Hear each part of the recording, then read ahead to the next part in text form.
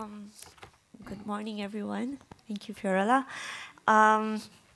Today, I would like to talk a little bit about my experience becoming a researcher and working in different scientific disciplines in different countries. And I would like to share two most valuable lessons from this experience until now. So first of all, I come from Malaysia, and when I started my research, my interest in research, I was 20 years old. And at that time, I knew that my interest was in understanding the mind, but, oh, sorry.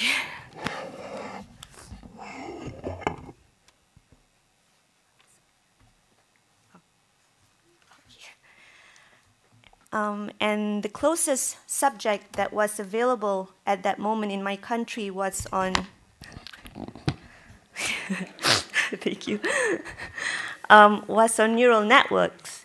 And because where I come from in Malaysia, we did not have a very rich history in science and innovation and invention. And the only scientific discipline that I was exposed to during my time was computer science and medicine. So I wanted to further my interest in neural networks. So I left my country when I was 21 years old. And I went to Singapore as a research assistant. And during that time, I was convinced that I really wanted to do research and pursue my graduate studies. So I emailed many professors, and I didn't even get guidance on how to apply for a graduate studies.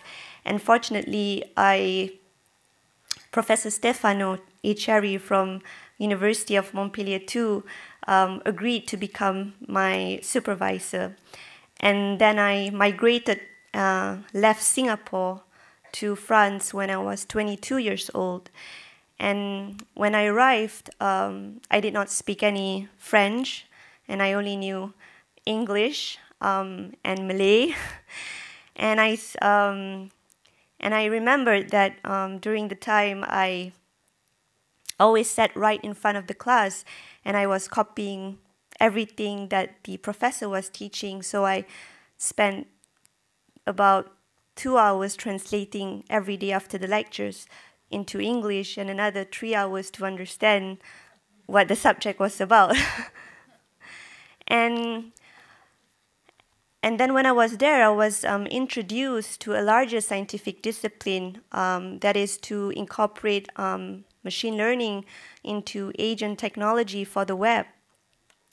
And while I was there, I was very fortunate that Professor Stefano Echeri introduced me to Dr. William J. Clancy, who was at the moment a chief scientist from human-centered computing in NASA.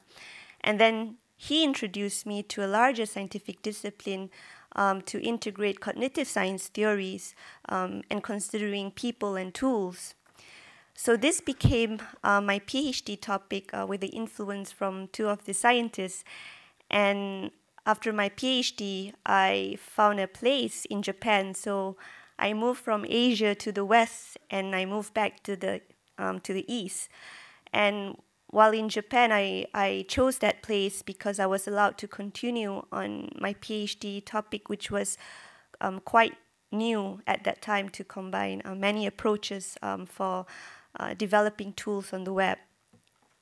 And when I moved to Japan, I was introduced to an even larger scientific discipline, which is more general, that is applying tools and scientific methods in a real-world setting in the industry, in the discipline of requirements engineering and software engineering.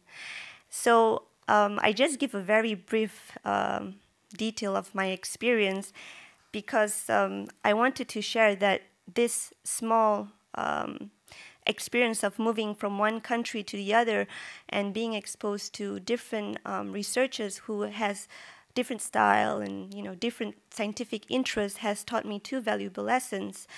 That the first of all is that science and technology is not only as a result of researches and study, but it's actually also embodied in culture and languages.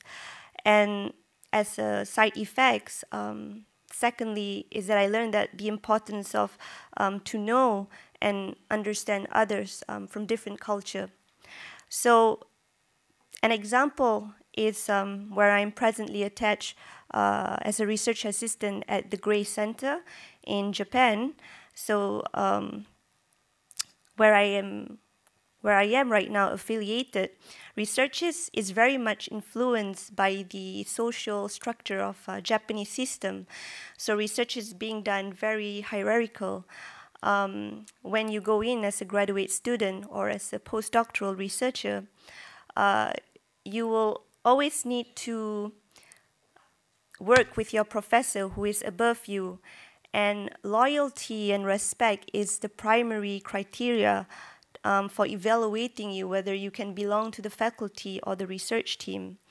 And this relationship between the student and the professor is very close, and in some cases you are taught to regard your professor as your father, and this relationship should last a lifetime until the end of your career as a researcher.